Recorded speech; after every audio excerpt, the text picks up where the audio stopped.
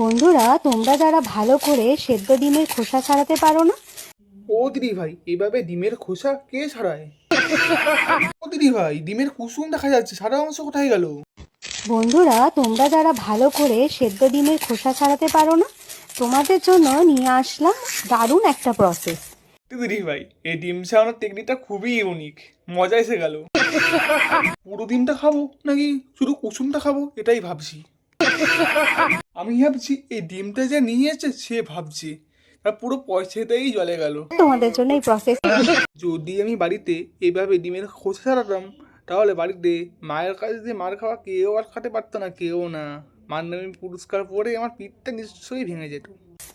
থাক, আমাকে আর thank you জানাতে হবে না, তোমাদের ভালোবাসি, তাই জন্যই তোমাদের জন্য আর থ্যাংক ইউ? তোমাকে থ্যাংক ইউ কে দিল? এটা জানতে পারলাম না দিদি ভাই। আর ভালোবাসা ভালোবাসা তো হাজার গুণ দূরে আছে, এইভাবে ডিম ছাড়ালে কেউ ভালোবাসবে না।